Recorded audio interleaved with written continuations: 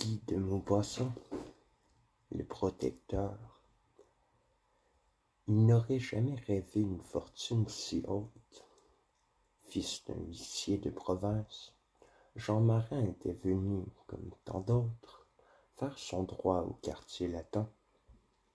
Dans les différentes brasseries qu'il avait successivement fréquentées, il était devenu l'ami de plusieurs étudiants bavards qui crachaient de la politique en buvant des bocs. Il s'éprit d'admiration pour eux et les suivit avec obstination, de café en café, payant même leur consommation quand il avait de l'argent. Puis il se fit avocat et plaida des causes qu'il perdit. Or, voilà qu'un matin, il apprit dans les feuilles qu'un de ses anciens camarades du quartier venait d'être élu député.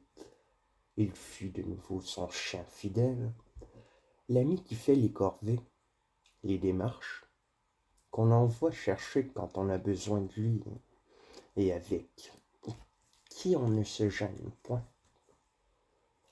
Mais il arriva par aventure parlementaire que le député devint ministre.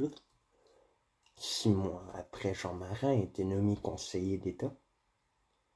Il eut d'abord une crise d'orgueil à en perdre la tête. Il allait dans les rues pour le plaisir de se montrer comme si on eût pu devenir sa position rien qu'à le voir. Il trouvait le moyen de dire aux marchands chez qui il entrait, aux vendeurs de journaux, même aux cochers de fiacre, à propos des choses les plus insignifiantes, moi qui suis conseiller d'État. Puis il éprouva, naturellement, comme par suite de sa dignité, par nécessité professionnelle, par devoir d'homme puissant et généreux, un impérieux besoin de protéger. Il offrait son appui à tout le monde, en toute occasion, avec une inépuisable générosité. Quand il rencontrait sur le boulevard une figure de connaissance, il s'avançait d'un air ravi, prenait les mains, s'informait de la santé, puis, sans attendre les questions, déclarait « Vous savez, moi, je suis conseiller d'État et tout à votre service. Si je puisse vous être utile à quelque chose, usez de moi sans vous gêner. Dans ma position, on a le bras long. » Et alors, il entrait dans les cafés avec l'ami rencontré pour demander une plume, de l'encre et une feuille de papier à lettres. Une seule, car c'est pour écrire une lettre de recommandation. Et il en écrivait des lettres de recommandation, 10, 20, 50 par jour.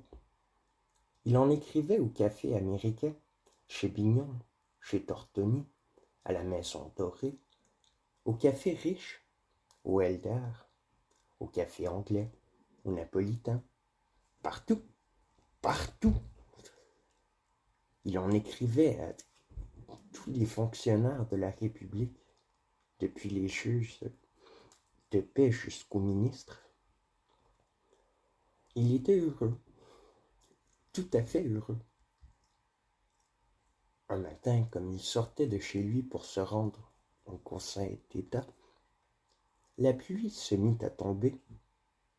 Il hésita à prendre un fiacre, mais il n'en prit pas et s'enfuit à pied par les rues. L'averse devenait terrible, noyait les trottoirs, inondait la chaussée. M. Martin fut contraint de se réfugier sous une porte. Un vieux prêtre était déjà là, un vieux prêtre à cheveux blancs. Avant d'être conseiller d'État, M. Marin n'aimait point le clergé. Maintenant, il le traitait avec considération depuis qu'un cardinal l'avait consulté poliment sur une affaire difficile. La pluie tombait en inondation, forçant les deux hommes à fuir jusqu'à la loge du concierge pour éviter les éclaboussures. Monsieur Marin, qui éprouvait toujours la démangeaison de parler pour se faire valoir, déclara: Voici un bien vilain ton, monsieur l'abbé. Le vieux prêtre s'inclina. Oh, oui, monsieur, c'est bien désagréable lorsqu'on ne vient à Paris que pour quelques jours. Ah, vous êtes de province? Oui, monsieur, je ne suis ici qu'en passant.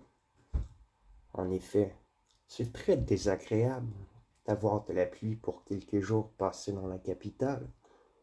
Nous autres, fonctionnaires, qui demeurons ici toute l'année, nous n'y songeons guère.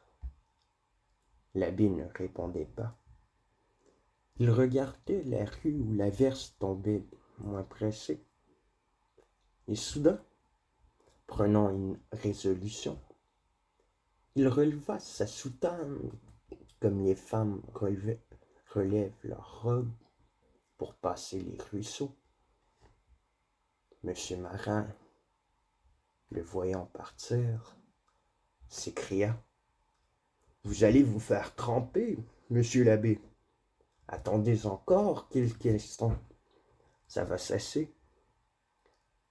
Le bonhomme indécis s'arrêta, puis il reprit: C'est que je suis très pressé, j'ai un rendez-vous urgent. Monsieur Marin semblait désolé. Mais vous allez être positivement traversé. Peut-on vous demander dans quel quartier vous allez? Le curé paraissait hésiter, puis il prononça: Je vais du côté du palais royal. Dans ce cas, si vous me le permettez, monsieur l'abbé, je vais vous offrir l'abri de mon parapluie. Moi, je vais au Conseil d'État. Je suis conseiller d'État. Le vieux prêtre leva le nez et regarda son voisin, puis déclara: Je vous remercie beaucoup, monsieur. J'accepte avec plaisir. Alors monsieur Marin prit son bras et l'entraîna. Il le dirigeait, le surveillait, conseillait. Prenez garde à ce ruisseau, monsieur l'abbé. Surtout méfiez-vous des roues des voitures. Elles vous éclaboussent quelquefois des pieds à la tête. Faites attention aux parapluies des gens qui passent. Il n'y a rien de plus dangereux pour les yeux que le bout de baleine. Les femmes surtout sont insupportables. Elles ne font attention à rien et vous plantent toujours en pleine figure les pointes de leurs ombrelles, de leur parapluie. Et jamais elles ne se dérangent pour personne. On dirait que la ville leur appartient. Elles règnent sur le trottoir et dans la rue. Je trouve, quant à moi, que leur éducation a été fort négligée. Monsieur Marin se mit à rire. Le curé ne répondait pas. Il allait un peu voûté, choisissant avec soin les places où il posait le pied pour ne crotter ni sa chaussure ni sa soutane.